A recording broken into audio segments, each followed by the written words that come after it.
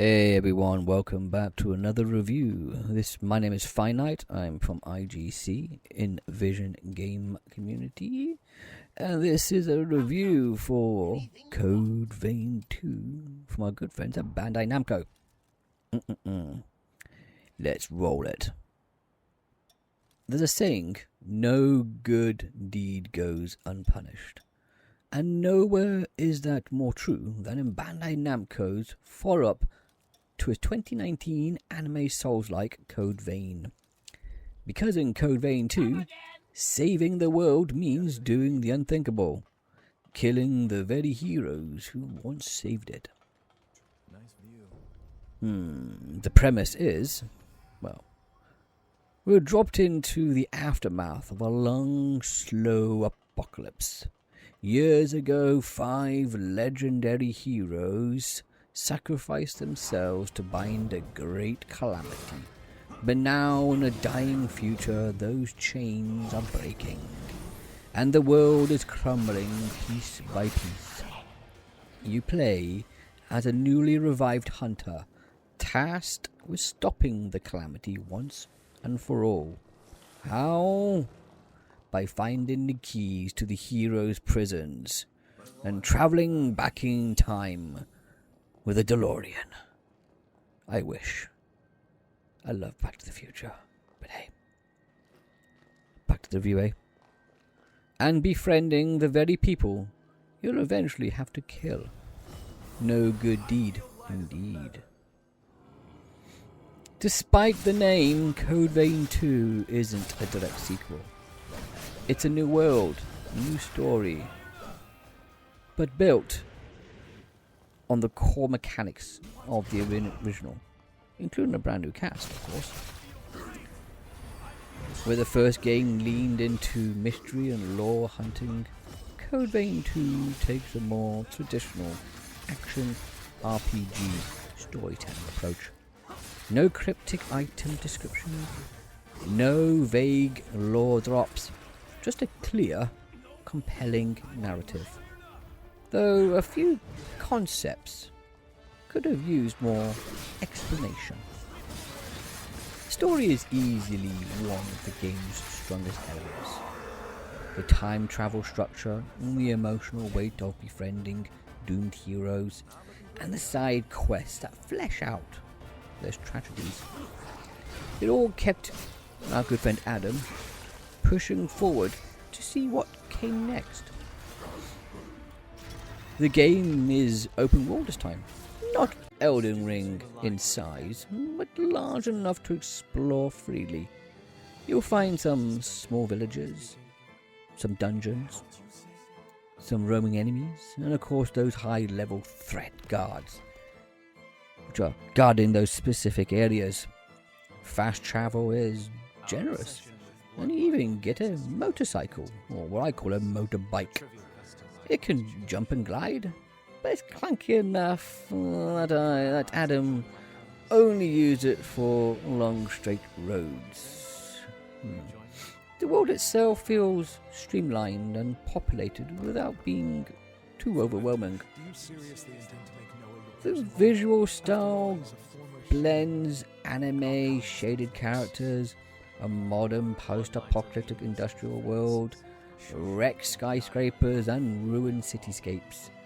It's a refreshing shift from the usual dark fantasy Souls-like aesthetic which we're used to these days, reminiscent to, Remnant and Darksiders 3.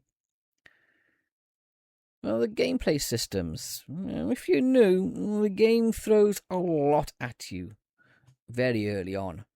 Boosters, jails, blood codes, Forma, Ichor.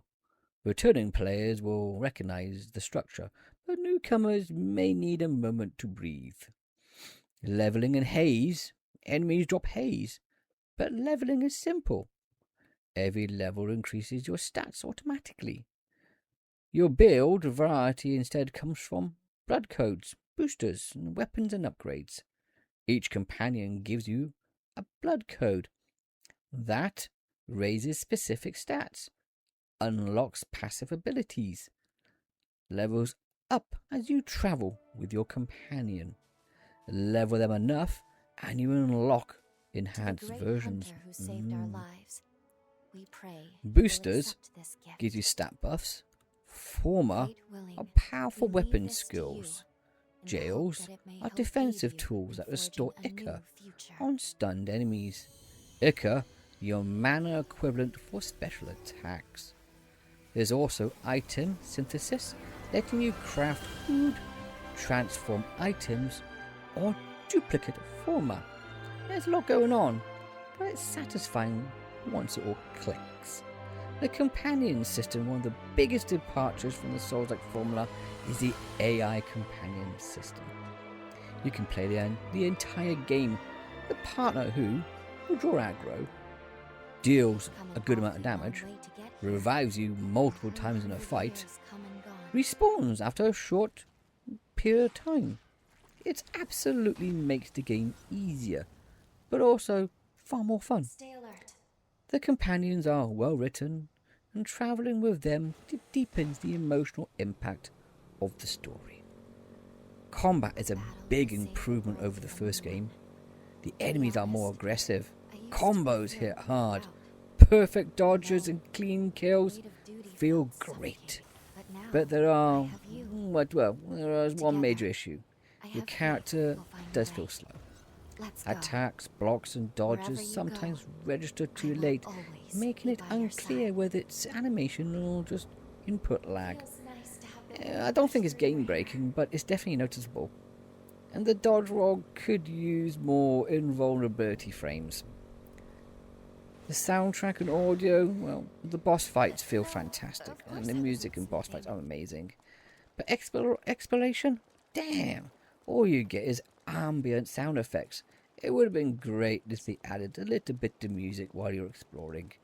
Come on, Bandai Namco, chuck that in there, yeah?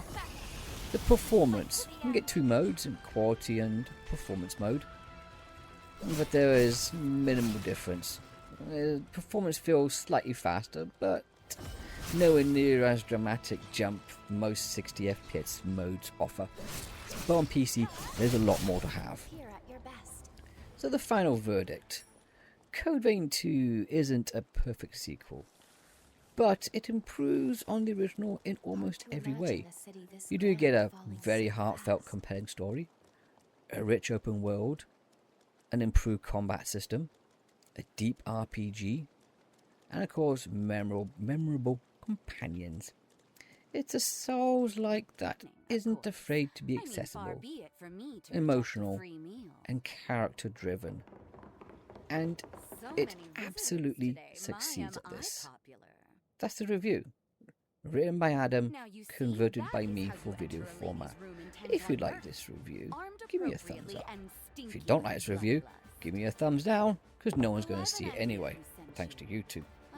And of course, if you want to comment down below. Any questions, again, comment down below. Why haven't I scored it? Well, this score's on the website. I don't like to add scores to video reviews.